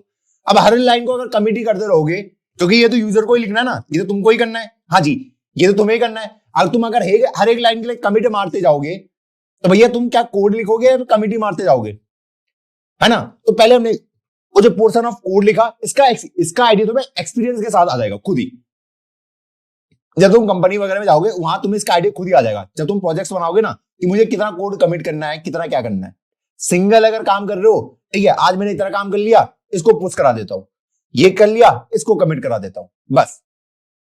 हाँ ठीक है, ठीक है। अभी मैं नहीं, अभी मैं आपको ढंग से बता रहा हूं, पूरा बता रहा हूं, डरो मत, डरो मत मेरे दोस्त, अभी डरो मत, ठीक है। अब मान लो यहां तक मैं रीडमी फाइल वाली को मैंने खोला, गेट स्टेटस से हमें स्टेटस पता चल जाता है, ठीक, हाँ जी। अब यहां पे अगर मैं गेट स्टेटस चलाता हूं, ठीक है, ये दिखाता कि अभी कमिट करने के लिए कुछ भी नहीं है, अभी कमिट करने के लिए आपके पास कुछ भी नहीं है। मैं यहां पे एक नई लाइन ऐड कर देता हूं अपने कोड के अंदर, console.log, ये देखो, हेलो जी, ठीक, हाँ जी, मैंने ये कोड लिख दिया, हाँ जी, मालूम मैंने ये कोड लिख दिया। अब जैसे ही मैंने ये, आपको यहां पे ये दिख रहा है, ये दिख रहा है, ट्रैक कर रहा है, ये सिस्टम मुझे ट्रैक कर रहा है, you 1 second ago uncommitted changes, ये देखो, you 9 minutes ago my first commit, सब कुछ ट्रैक हो रहा है कि कौन सा कोड कितने बजे लिखा गया है। You 9 minutes ago my first commit, you 9 minutes ago my first commit. और अगर आपको ये करना ना, आप एक काम करना, ये गिट लेंस को डाउनलोड कर लेना, गिट लेंस को, एक्सटेंशन में जाओ, गिट लेंस को डाउनलोड कर लो, गिट लेंस, ये गिट लेंस एक्सटेंशन यहीं पे ही है, ठीक है, मेरा तो ऑलरेडी इंस्टॉल हो रखा है गिट लेंस, तो आप इसको इंस्टॉल करके चला सकते हो, ठीक है, हाँ जी। यहाँ पे गिट ब्लेम, गिट एसेंशियल वगैरह दिख रहे हैं, गिट लेंस को आप इंस्टॉल कर सकते हो, ठीक, हाँ जी। ये गिट लेंस रहा, एक्सटेंशन में जा रहा है, गिट लेंस सर्च कर लेना, आपको मिल जाएगा, गिट लेंस, ये रहा, ये वाला, इसको डाउनलोड कर लेना, ठीक है। इससे आपको आपके कोड की हिस्ट्री भी दिखती रहेगी। कैसे हिस्ट्री दिखानी है कि भैया आपको ऐसे करके सिलेक्ट कर लेना है, यहां पे आ जाएगा, यू आपने 10 मिनट पहले इसको कमिट किया है, ऐसे लिख दो, 10 मिनट पहले आपने उस लाइन को सिलेक्ट कर लो जिसको आपको पता करना है। अब मान लो अगर आप किसी और यूजर ने भी कोड को यूज किया है, उसने कोई और कोड लिखा है, तो यहाँ पे उसका नाम आ जाएगा, वो अभी हम आगे के लेक्चर में देखेंगे। तो आप देख पा रहे हो यहाँ पे ट्रैकिंग हो रही है, गिट लेंस आपको दिख जा रहा है, you 10 minutes ago my first commit, कि आपने क्या लाइन, ये देखो, you 2 minutes ago uncommitted changes, अभी ये कमिट नहीं हुआ है, ठीक है। तो अभी मैं यहाँ पे क्या कर सकता हूं, मैंने अभी एक नई लाइन ऐड करी थी ना, हाँ जी, क्या डायरेक्ट कमिट कर सकता हूं? नहीं, डायरेक्ट नहीं कर सकता, पहले इसको स्टेजिंग में ऐड करना पड़ेगा, ठीक, हाँ जी। पहले मैं अगर यहाँ पे गेट स्टेटस करता हूं तो ये दिखा देगा आपको रेड में कि ये दिखा देगा कि to discard changes in working directory, changes not stage for commit. अभी तक ये जो चेंजेस आपने किए ये अभी स्टेजिंग में नहीं गए हैं, तो पहले इनको स्टेजिंग में डालो, तो गेट ऐड डॉट, तो अब ये स्टेजिंग में चले गए, तो गेट स्टेटस से आपको स्टेटस मिलता जाएगा। जैसे यहां पे ग्रीन आ गया तो जो भी आपको ग्रीन फोल्डर में दिखेंगे ना, ये सब स्टेजिंग एरिया के पार्ट है। चेंजेस टू बी कमिटेड, ये सारे चेंजेस को हमें कमिट करना है। कमिट कैसे करते हैं, गेट, यहां पे क्लियर कर देता हूं ताकि आपको दिखता रहे, गेट कमिट -m मैसेज के साथ मैं यहां पे मैसेज दे सकता हूं सेकंड कमिट। ये लीजिए, आपका एक और कमिट डन हो चुका है। आप अभी तक 2 कमिट कर चुके हैं, ठीक है। आपने एक फाइल करी, फिर आपने दूसरी फाइल को भी कमिट कर दिया। और चेंजेस आपको करने, मान लो आपने अपनी फाइल के अंदर और चेंजेस करे, मान लो जैसे अभी है कि यहां पे मैं मान लेता हूं H1 टैग के ऊपर H1, हाँ जी, बैकग्राउंड कलर पिंक, कोड के अंदर चेंज कर रहा हूं। आप किसी भी फाइल को ट्रैक कर सकते हो, ये दिख रहा है, ये आपको ट्रैकिंग दिखा रहा है, ये green green green green green, हाँ जी। और फॉन्ट साइज 20 पिक्सल, इसके अंदर भी कर लो। बॉक्स साइजिंग बॉर्डर बॉक्स, ठीक है। इंडेक्स वाले के अंदर भी मैंने चेंज कर दिए, पी हम नहीं डरते, ठीक है। फर्स्ट डॉट जीएस के अंदर भी कुछ चेंज कर देते हैं, const C equal to 20+10, console log C. अब मान लो आपने बहुत सारी फाइल के अंदर चेंज कर लिया, इसके अंदर भी, इसके अंदर भी, इसके अंदर भी, अभी आपको पता नहीं है कि आपने किस किस फाइल के अंदर चेंजेस किए, ठीक है। तो वो सब आपको मिल सकता है गिट स्टेटस से। ये देखो गिट स्टेटस बता देगा आपको कि आपकी कौन कौन सी फाइल मॉडिफाइड है। फर्स्ट डॉट जीएस मॉडिफाइड है, इंडेक्स डॉट एचटीएमएल आपकी मॉडिफाइड है, स्टाइल डॉट सीएसएस इसको भी आपने मॉडिफाई कर रखा है। ये देखो इनके आगे एमएम लिखा हुआ है, एम कि ये सारी की सारी मॉडिफाइड हो रखी हैं, ठीक, हाँ जी। अभी ये स्टेजिंग में नहीं गई है, अभी ये स्टेजिंग में नहीं गई है, इनको मुझे स्टेजिंग में अभी पहले डालना है। रेड साइन का दिखा रहा है, आपने गिट स्टेटस किया तो आपको स्टेटस पता चल जाता है कि मैंने चेंजेस कौन कौन से फाइल में कर दिए हैं, ठीक, हाँ जी। जब मुझे चेंजेस के बारे में पता चल गया, अगर आपको देखने की वो चेंजेस कौन कौन से हैं, तो आप गेट डिफ को भी लिख सकते हो, गिट डिफ, तो आपको दिखा देगा एग्जैक्ट आपके चेंजेस क्या है। ये देखो मैंने ये वाली लाइन चेंज करी थी ना, console C equal to 20+10, console log C, हाँ जी, कोड लिखो, 5 मेंबर कोड लिख रहे हैं, हाँ जी। ये देखो सारा बता देगा मुझे मैंने कहां कहां चेंजेस किए। ये देखो हम नहीं डरते, ग्रीन में आपको दिख रहा होगा कि मैं, ये देखो ये मैंने चेंजेस किया। स्टाइलिंग में मैंने कहां चेंज किया, box sizing border box, green में आपको दिखा रहा है। तो ये सब कुछ आपको गिट डिफ से मिल जाता है। आपको नीचे नीचे स्क्रॉल करते जाना है, ठीक है। जैसे ये एंड आएगा ना, यहाँ पे आपको क्यू दबाना है, क्यू, बहुत ध्यान से सुन लो, यहां से एग्जिट करने का है क्यू, एग्जिट करने का क्यू, ठीक है। तो ये वो चेंजेस आपने किए हैं जो आपको ग्रीन में दिख रहे हैं ना, यहाँ पे ये आपने चेंजेस कर रखे, ये आपने चेंजेस कर रखे, ये आपने चेंजेस कर रखे। कैसे पता चला? गिट डिफ से, गिट डिफ से, ठीक, हाँ जी। अब सबसे पहला काम मेरा क्या होगा, अभी अगर मैं गिट स्टेटस करता हूं, अभी सबसे पहले इनको कहां करना है, changes not stage for commit, पहले इनको स्टेज करो। तो इनको मैं स्टेज कर सकता हूं, गिट एड डॉट, एक साथ सबके सब स्टेजिंग में आ गए। गिट स्टेटस करूंगा, सबका स्टेटस पता चल जाएगा। चेंजेस टू बी कमिटेड, ये सारे चेंजेस कमिट होने के लिए रेडी है, ये तीनों ही चेंजेस कमिट होने के लिए रेडी है। अब मान लो, चलो इन सबको पहले कमिट ही कर देते हैं। तो गिट कमिट बहुत आसान काम है, -m थर्ड कमिट। तो अब मेरा तीसरा कमिट भी डन हो चुका है, 3 कमिट अभी तक मैं कर चुका हूं। आप यहां से देख भी सकते हैं, यहां पे इसका आता है, पहला कमिट मेरा ये रहा, सेकंड कमिट, थर्ड कमिट, ये देखो गिट का ये है, ये तीनों ही कमिट आपको यहां पे आप उसको ट्रैक भी कर सकते हैं। ये देखो अब यहां से मैंने सारी फाइल्स को कमिट भी कर दिया है। कमिट से क्या फायदा हुआ, अब आप देखोगे, आप किसी में भी जाओगे, ये आपको दिखाएगा कि आपने किसको कब कमिट किया है, किसको आपने कब कमिट किया है, ठीक, हाँ जी। ये देखो यू 3 मिनट्स अगो, अच्छा अभी देख कमिट नहीं हुआ क्या, कमिट तो हो जाना चाहिए मेरे दोस्त। ऑन ब्रांच मास्टर नथिंग, अच्छा थोड़ा अपडेट टाइम लगेगा। ओ ओ ओ ओ ओ ये तो चेंजेस अपडेटेड है, हाँ हो गए अपडेट हो गया। You 54 second ago third commit, हाँ थोड़ा टाइम लगता है, 1 मिनट अगो, अभी ये चल रहा होगा, अभी ये चल रहा होगा। ये वाले कमिट हो चुके हैं प्रॉपर्ली, हाँ जी, ये वाला भी हो चुका है, ये वाला भी हो चुका है, ये भी हो जाएंगे, कुछ देर में हो जाएंगे। कमिट मैंने कर दिया, कुछ टाइम लगता है कभी, जैसे ये तो पहले से हो रहे हैं, हाँ जी, ये अभी चल रहे होंगे, वर्क इन प्रोग्रेस, ठीक, हाँ जी। ये वाले तो हो गए, ये 1 मिनट पहले थर्ड कमिट में ये भी गया था, ये भी गया था, ये भी गया था, सीएसएस वाले तो एकदम से हो गए, इनमें शायद थोड़ा टाइम लग रहा है, ठीक, हाँ जी। अब यहां तक तो हमें सबको समझ आ गया। ये लीजिए, अगर आप स्पेस भी डालते हो ना, उसको भी वो समझेगा कि ये भी मेरा कोड है। अगर आप स्पेस भी डालते हो ना, इसको भी कोड समझेगा, तो भैया स्पेस का भी ध्यान देना, फालतू स्पेस मत डाल देना। देखो उसको भी ट्रैक करने लग गया, आपने स्पेस दिया वो समझेगा ये भी मेरा चेंजेस है, ठीक। हाँ जी, अब भैया माइनस एम जरूरी है लगाना, माइनस एम का मतलब है मैसेज, मैं मैसेज भेज रहा हूं। गेट कमिट माइनस एम मतलब है मैसेज, मैं मैसेज भेज रहा हूं, फिर मैसेज जो हम भेज रहे हैं, हाँ मैसेज है वो, सिंपल सा मैसेज कि भैया ये मैसेज भेज रहा हूं कमिट के साथ, ठीक। हाँ जी, ताकि मैसेज को देखो कोई समझ पाए।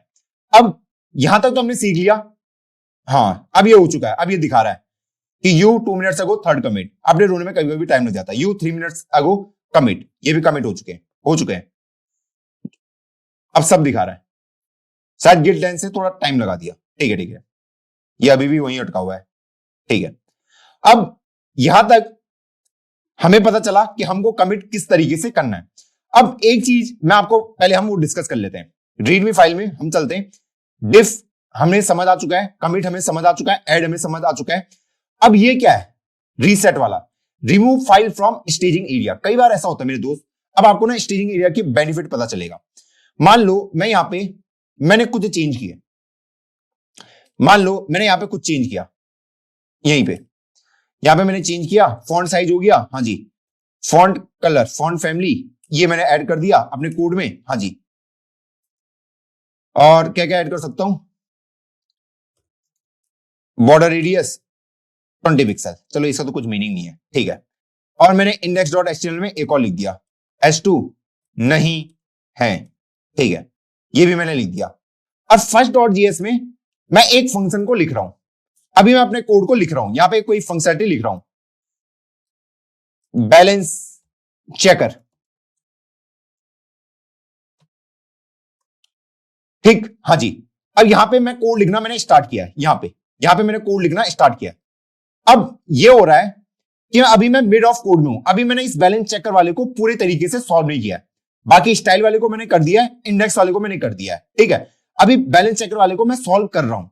अब यहां पे मैं क्या करूंगा, अगर मैं यहां पे लिखता हूं गेट स्टेटस, देखो गेट स्टेटस से क्या होता है, मुझे पहले स्टेटस पता चल जाएगा कि मेरी कौन कौन सी फाइल चेंज हो रही है, और गेट डिफ से यह पता चलेगा कि मैंने क्या क्या चेंजेस कर रखे हैं।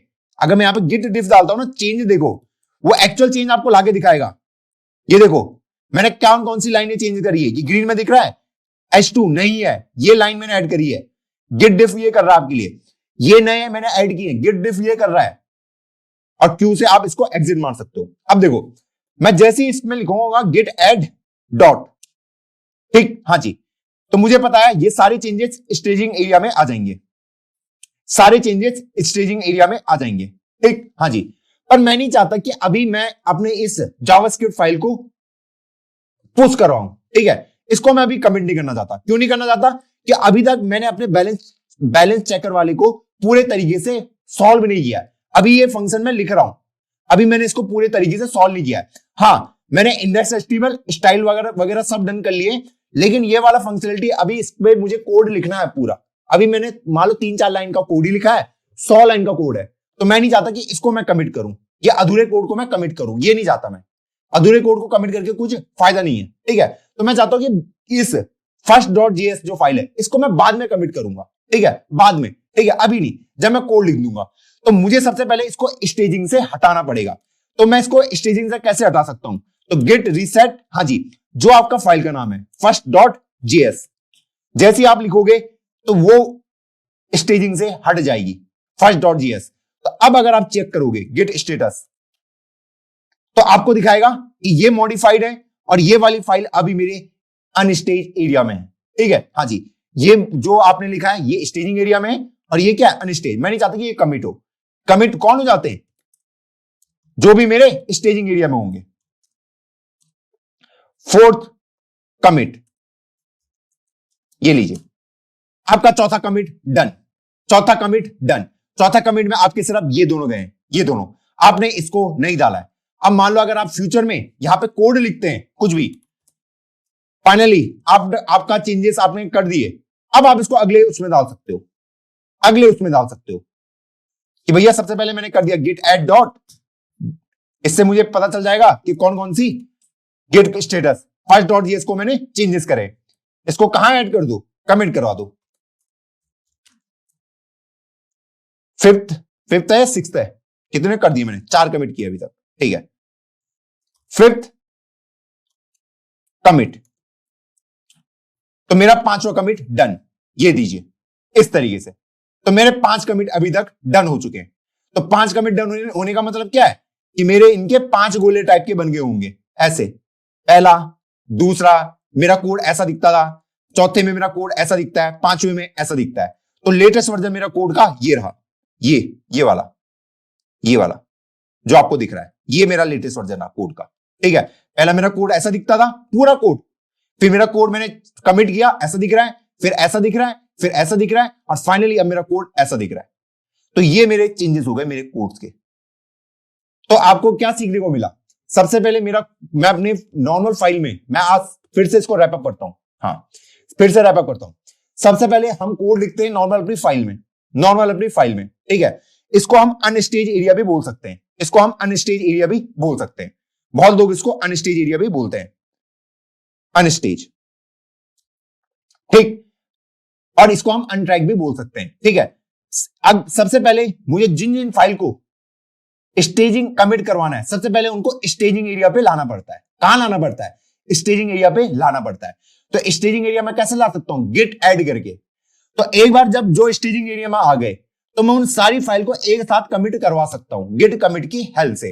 अब उन सारी फाइल की हिस्ट्री को मेंटेन किया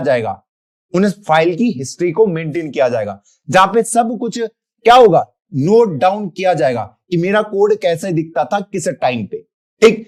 अब फ्यूचर में मान लो अगर इस वाले की वजह से मेरा कोड फट गया, तो मुझे पता है मैंने अपने कोड की हिस्ट्री मेंटेन कर रखी है कि मेरा कोड ऐसा दिखता था, फिर ऐसे, फिर ऐसे, फिर ऐसे, फिर ऐसे, ठीक है। अगर यहां पे कोड फट जाता है, तो मेरे पास अब यहां पे समय है अपने कोड पे वापस जाने का। मैं यहां पे रिवर्ट बैक कर सकता हूं कि मैं यहां से वापस इस पोर्शन पे जा सकता हूं। यहां पे मैंने जो भी चेंजेस करे थे, मैं उनको हटा सकता हूं, जो भी मैं अपने कोड पे किए थे। ये मुझे बेनिफिट मिलता है। अब वो चेंजेस हम हटाते कैसे हैं, इसको हम कल के लेक्चर में देखेंगे, जहां पे हम सीखेंगे।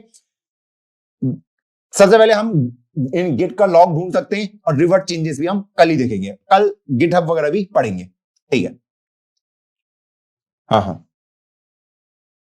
हाँ, मतलब एक पर्टिकुलर फाइल को पूरा काम हो जाए तो उसको स्टेज करके कमिट कर दो, और अगर चेंजेस करने हो तो वापस से अनस्टेज करके स्टेज करके फिर वापस से कमिट कर दो। भैया ब्रांचिंग वगैरह कैसे होती है अभी सिखाएंगे, ब्रांचिंग वगैरह सब सिखाएंगे, धीरे धीरे समझाएंगे मेरे दोस्त। अरे धीरे धीरे चीजों को पढ़ना स्टार्ट करो। भैया डिफरेंट फाइल्स को डिफरेंट कमिट मैसेज कैसे डालूंगा? अच्छा, तो एक देखो, जिसको तुम्हें कमिट करवाना है ना, उसको स्टेजिंग एरिया में ले आओ, तो उसी फाइल को लाओ, सिर्फ उसी फाइल को लाओ। एक पर्टिकुलर फाइल को भी तो ला सकते हो, मैं गिट ऐड फाइल का नाम डाल दो, तो वो स्टेजिंग एरिया में आ जाएगी। एक बार स्टेजिंग एरिया में आ गई तो उसको कमिट करवा दो। ठीक है।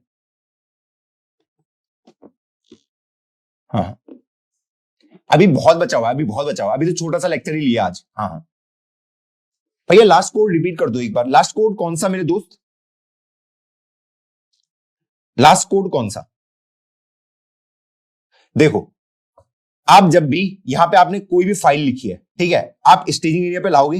हाँ जी, स्टेजिंग एरिया से आप डायरेक्ट गिट को कमिट कर सकते हो, तो वो सारी फाइल आपकी कमिट हो जाएंगी। अगर आप चाहते हो कि स्टेजिंग एरिया में कोई फाइल ऐसी है जिसको आप नहीं चाहते कि वो अभी कमिट हो, ठीक है, तो उसको आप स्टेजिंग एरिया से बाहर दोबारा वापस वहीं पे भेज सकते हो। वापस कैसे? गिट रीसेट करके और उस फाइल का नाम देके, गिट रीसेट फाइल का नाम, तो वो स्टेजिंग एरिया से बाहर हो जाएगी ऑटोमेटिकली वो स्टेजिंग एरिया से बाहर हो जाएगी। मैं नहीं चाहता कि अभी वो कमिट हो जाए। कमिट मैं उनको कराना चाहता हूं जो कोड मेरा पूरा रहे। मैं आधा अधूरे कोड को नहीं कराऊंगा ना कमिट मैं किसको कराना चाहूंगा? आप खुद से एक बार एक सवाल पूछिए, आप कमिट किसको करवाना चाहेंगे? आप वही कोड को कमिट कराना चाहेंगे ना जो रनिंग कोड हो। अब आपने अधूरा फंक्शन को कमिट करवा दिया, अधूरे फंक्शन को, फिर आपका कोड तो फटेगा ही फटेगा, बग आएंगे आपके कोड में। अगर आपने इस अधूरे फंक्शन को कमिट करा दिया कि आपने जावास्क्रिप्ट का कोई फंक्शन लिखा, हाँ जी, और आपने इसको बोला इसको कमिट कर देता हूं, उसको कमिट करा के कोई फायदा है? आप खुद से सवाल पूछिए, उसको कमिट करा के फायदा है? उससे आपके कोड में बग ही आएगा, एरर ही आएंगे। आपने कमिट करा, आपका सर्वर बैठ गया, हाँ जी, तो उस आधे को करके फायदा क्या है? पहले पूरा लिख दो उसको, हाँ जी, फिर करूंगा उसकी कमिट। हाँ, ऐसा कई बार ऐसा होता है कि मैंने उसको कमिट करा, उसके बाद मेरा कोड फट गया, तो मेरे पास चांस रहेगा वापस जाने का भी।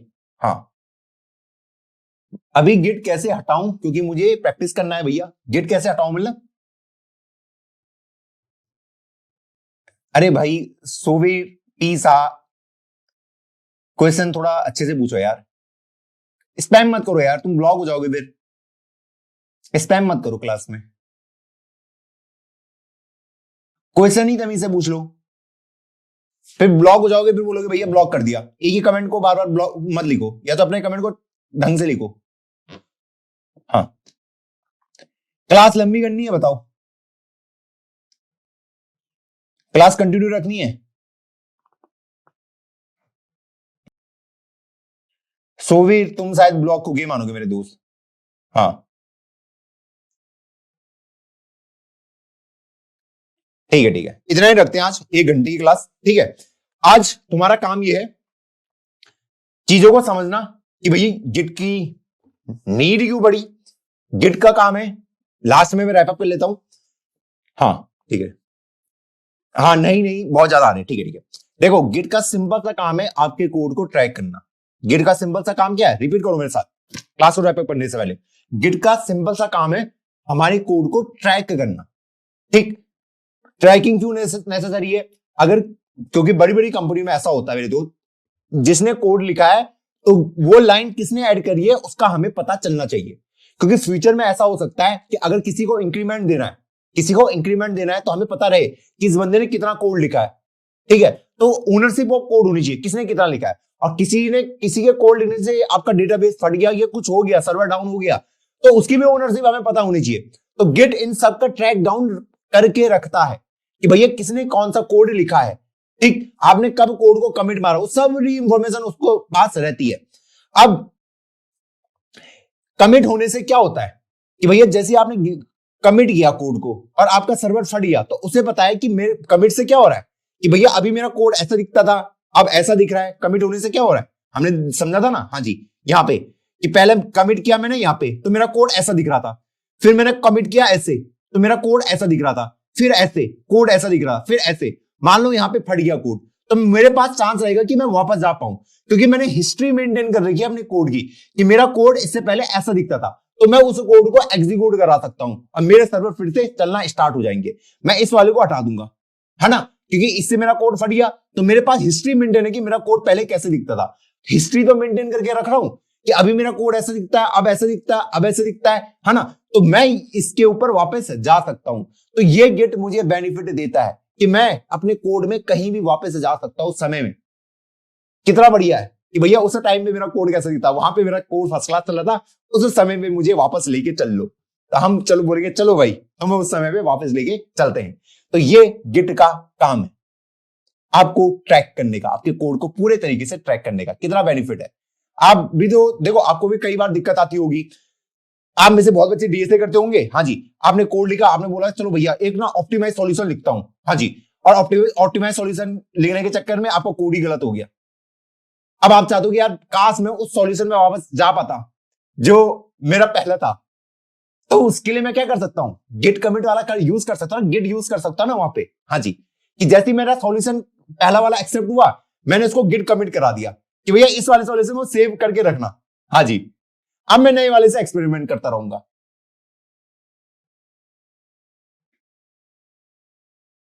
बिल्कुल बिल्कुल बिल्कुल, हाँ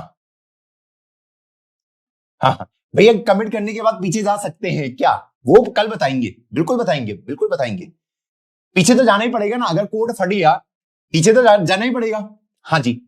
अगर कोड फट गया तो आपको रिवर्ट बैक करना पड़ेगा ना चेंजेस को। मान लो ये फोर्थ वाले कमिट ने आपके चेंजेस को खराब कर दिया, तो इस वाले को मुझे रिवर्ट करना पड़ेगा ना, हटाना पड़ेगा, भैया इसको हटाओ, इसको हटाओ, इसको हटाओ, हाँ जी। तो गिट का मतलब ये समझ लो आपकी पूरी हिस्ट्री मेंटेन कर रहा है कोड की, एक सिंपल टर्म में गिट आपके कोड की पूरी हिस्ट्री को मेंटेन कर रहा है। अच्छा भैया जब गिट ऐड से स्टेजिंग एरिया में जाते हैं तो उसको गिट ट्रैक करेगा या कमिट करने के बाद, करने के बाद देखो ट्रैक तो कर ही रहा है, जब आपने स्टेजिंग में था ट्रैक तो कर ही रहा है, जब ट्रैकिंग चल रही तभी तो पता चल रहा है उसे स्टेजिंग से कमिट हो रहा है, ट्रैकिंग तो हमेशा ऑन ही है। ट्रैकिंग तो ऑन ही है। हाँ हाँ,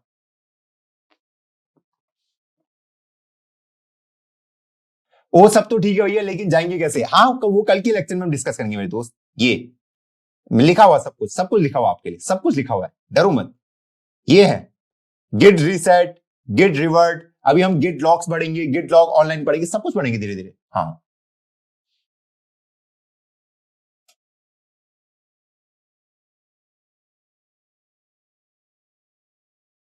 भैया, गिट और गिटहब में क्या फर्क है? अरे पहले गिट तो पढ़ लो मेरे दोस्त, तुम्हें खुद ही आंसर मिल जाएगा कल के लेक्चर में।